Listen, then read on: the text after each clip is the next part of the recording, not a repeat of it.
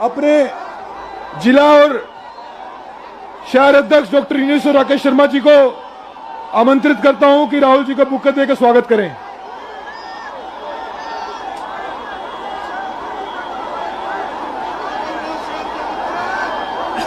साथियों, वो पल आ चुका है जिसका हम सबको इंतजार था।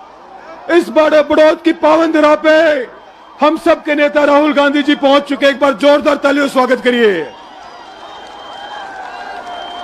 साथियों, जैसा कि आप लोग जानते हैं कि कन्याकुमारी से लेकर कश्मीर तक ये यात्रा इस देश के किसान गरीब मजदूर को एक करने के लिए है। ये यात्रा देश में नफरत को मिटाने के लिए है। साथियों,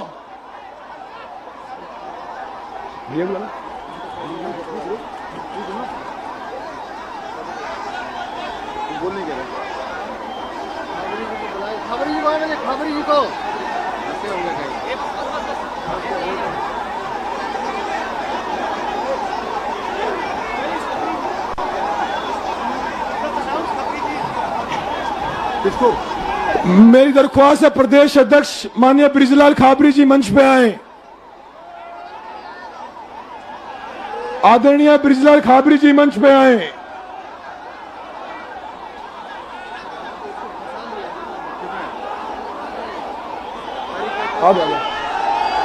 इस यात्रा के ऊपर मेरा मानना है कि एक दिन एक किताब लिखी जाएगी, इतिहास के पन्नों में किताब लिखी जाएगी कि राहुल जी कन्याकुमारी से निकले थे भारत को जोड़ने के लिए।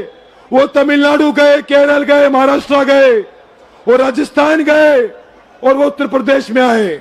उस किताब में यह भी लिखा जाएगा कि राहुल जी जब उत्तर प्रदेश में आए तो लाखों लोग सड़कों पर उनके स्वागत के लिए खड़े थे।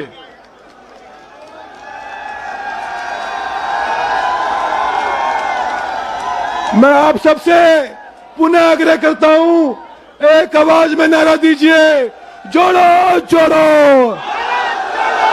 जोड़ो जोड़ो, जोड़ो जोड़ो।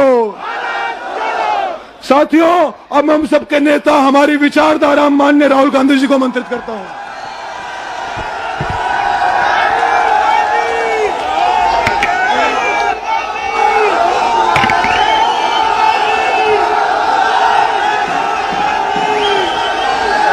बैठ जाइए, बैठ जाइए, बैठ जाइए। अमरीश जी, आप बैठिए।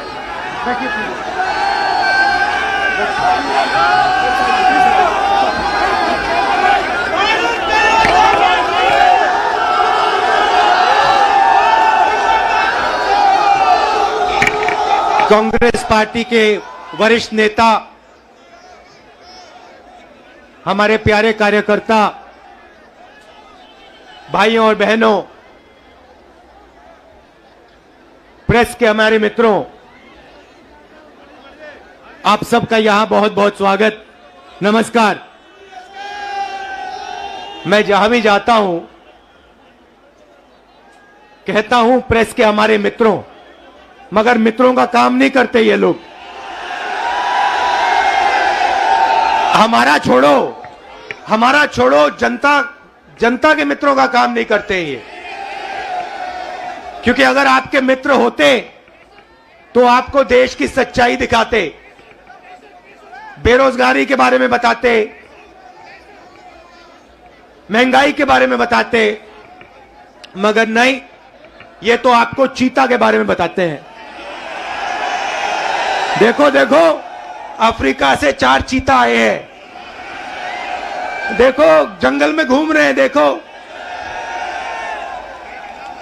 ये भी सवाल पूछा कि क्या चीता हिरण को मारेगा या नहीं।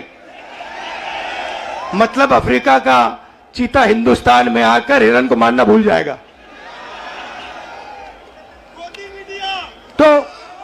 तो मित्र तो है नहीं। अच्छा, मीडिया बात नहीं उठाती जनता की, तो हमने सोचा पार्लियामेंट में भाषण करो। डिमोनेटाइजेशन, नोटबंदी के बारे में भाषण करने की कोशिश की, गलत जीएसटी के बारे में बोलने की कोशिश की, जो हम जमीन अधिग्रहण कानून लाए थे, जब नरेंद्र मोदी जी ने उसको रद्द करने की कोशिश की, हमने पार्लियामेंट हाउस में बोलने की कोशिश की, वहां पे माइक ऑफ कर देते हैं।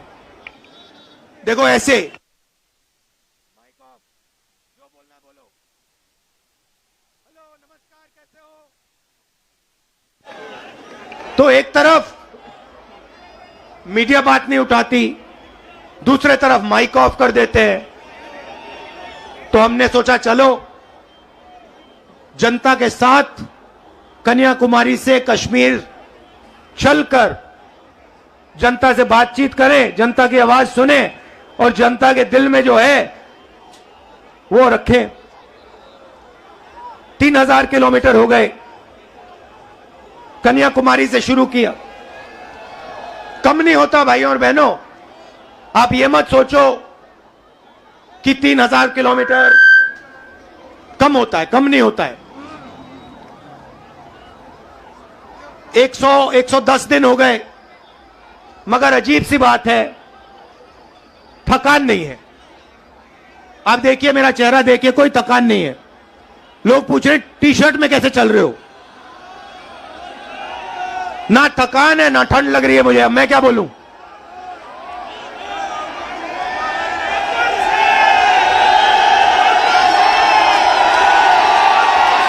अच्छा, जो प्रेस वाले हैं, एक बात देखो मेरे साथ, एक बात देखो इनके बारे में, देखो एक बात, ठहर जाओ भैया, एक बात देखो प्रेस वालों की। मैं यात्रा में चल रहा हूं, मैं टी शर्ट में हूं, मेरे साथ किसान के गरीब बच्चे चलते हैं, वो फटी शर्ट में होते हैं, उनकी पूरी टी शर्ट भी नहीं होती। मगर इन मीडिया वालों में से एक भी ये नहीं कहता भैया हिंदुस्तान में किसान का बेटा बिना बिना स्वेटर के क्यों घूम रहा है। ये सवाल नहीं पूछेंगे, ये कभी नहीं कहेंगे भैया ये मजदूर है, ये टी शर्ट में क्यों घूम रहा है, ये किसान है, ये स्वेटर बिना जैकेट बिना क्यों घूम रहा है। ये सवाल कभी नहीं पूछेंगे, ये सच्चा सवाल है। मेरे टी शर्ट वाला सच्चा सवाल नहीं है। सच्चा सवाल यह है कि हिंदुस्तान के बच्चे, हिंदुस्तान के किसान, हिंदुस्तान के मजदूर टी शर्ट में सर्दी में क्यों घूम रहे हैं, यह सवाल है। मगर यह कभी नहीं पूछेंगे, क्योंकि भाइयों और बहनों ये आपके नहीं है। ये जैसे घोड़ा होता है ना, घोड़ा देखा आपने, शादी का घोड़ा होता है, उसमें लगाम होती है ना, उसको लगाम को टाइट करो एकदम रुक जाता है, वैसे इनकी लगाम है, लगाम लगी है प्रेस वालों पे। जैसे ये दौड़ने की कोशिश करते हैं, जैसे दौड़ने की कोशिश करते हैं, वो लगाम खींचते बस रुक जाते हैं एकदम। अच्छा, ये मत सोचिए कि ये बोलना नहीं चाहते। मेरे पास आते हैं, कहते राहुल जी हम सच्चाई बोलना चाहते हैं मगर हमें हमारे मालिक बोलने नहीं देते।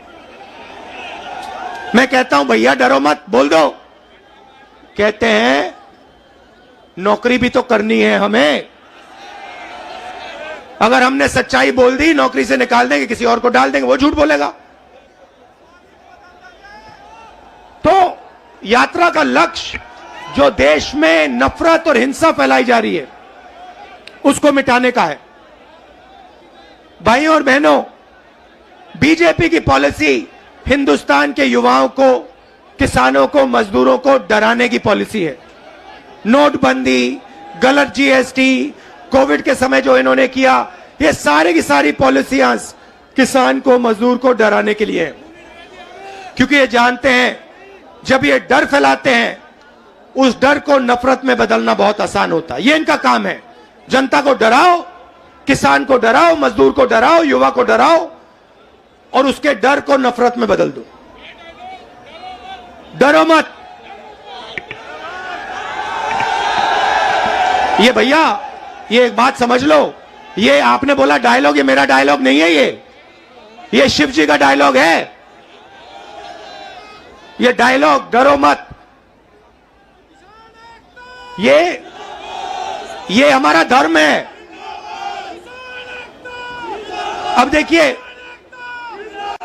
ये करोड़ों रुपए का, लाखों करोड़ों रुपए का अरबपतियों का कर्जा माफ कर देंगे।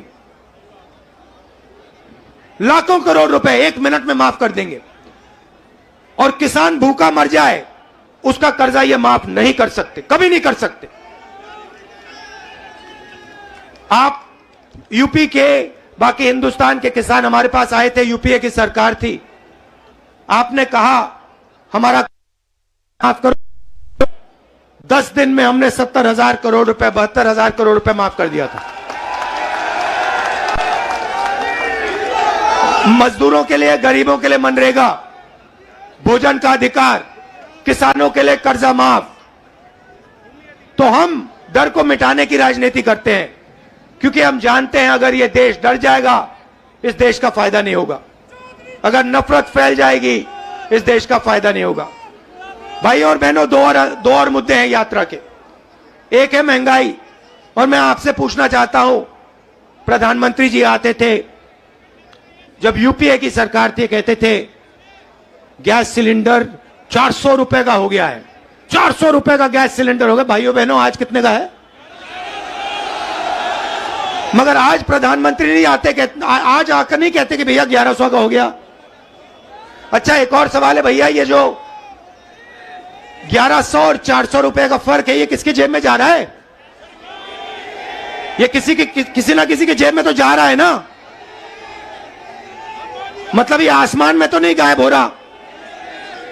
तो याद रखिए, ये नरेंद्र मोदी जी के जो खास मित्र हैं, 3-4 खास मित्र हैं, ये जो आपके गैस सिलेंडर का पैसा आपके जेब में से निकाला जा रहा है, उनकी जेब में जा रहा है।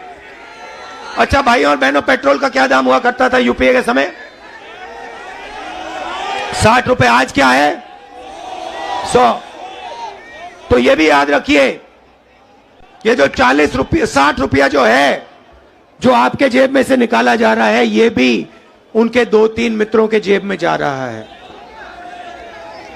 तो हमारा दूसरा मुद्दा महंगाई, और तीसरा मुद्दा, सबसे बड़ा मुद्दा, जो देश में नोटबंदी, गलत जीएसटी के कारण बेरोजगारी फैली है। आज 3,000 किलोमीटर में हर स्टेट में मुझे युवा मिलते हैं। मैं पूछता हूं क्या पढ़े, कहते हैं इंजीनियरिंग की, डॉक्टर बनने के लिए पढ़ाई की, आईएएस के लिए तैयारी की। और फिर मैं पूछता हूं भैया आप करते क्या हो? कहते हैं राहुल जी, शर्मा के कहते हैं राहुल जी हम तो मजदूरी करते हैं।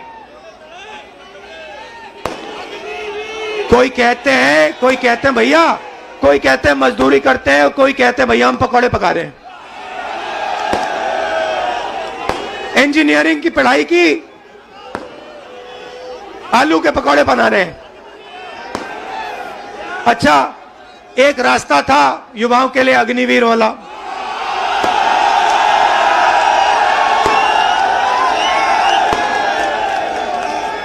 उसमें क्या था? सुबह युवा उठते थे, 4 बजे उठते थे, दौड़ते थे। यूपी में आपको हर सड़क पे दिखेंगे, देश की रक्षा करने के लिए दौड़ते थे। और सपना था एक दिन बॉर्डर पे जाके देश की रक्षा करेंगे, तिरंगे की रक्षा करेंगे, सपना था।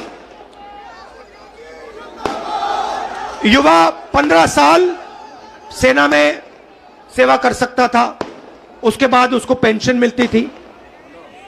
नरेंद्र मोदी जी ने कहा नहीं भाई, ये 15 साल वाली बात छोड़ो, पेंशन वाली बात छोड़ो, ऐसे करते हैं 6 महीने ट्रेनिंग करो,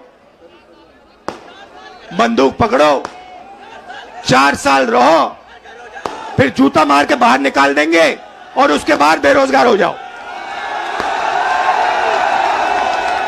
नया हिंदुस्तान।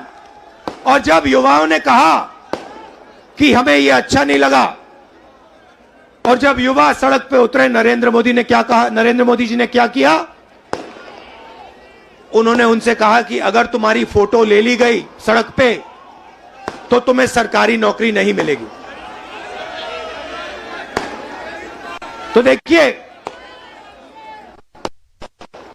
दूसरा रास्ता जेल, रेलवे का रास्ता, उसको भी एक के बाद एक बेच रहे हैं। उन्हीं 3-4 लोगों को बेच रहे हैं। एयरपोर्ट भी उनको दिए जा रहे हैं, पोर्ट भी उनको दिए जा रहे हैं, रेलवेज भी उनको दी जाएगी, LIC भी उन्हीं के हाथ जाएगी, BHL, BHEL, HL सब उनके हाथ जाएगा और हिंदुस्तान के युवा बेरोजगार होंगे। ये है नरेंद्र मोदी हिंदुस्तान, इसके हम खिलाफ हैं और इसलिए हमने ये यात्रा शुरू की है। और हम इसलिए नहीं थके हैं क्योंकि आपने अपनी पूरी शक्ति, अपना पूरा प्यार इस यात्रा को दिया है और लाखों लोग हमारे साथ खड़े हुए हैं, हर जात के लोग, हर धर्म के लोग। तो मैं आपको दिल से धन्यवाद करना चाहता हूं कि आपने इतना प्यार और इतनी शक्ति आपने हमें दी। इसके लिए मैं बहुत आभारी हूं, पूरी जिंदगी याद रखूंगा। बहुत बहुत धन्यवाद। नमस्कार, जय हिंद।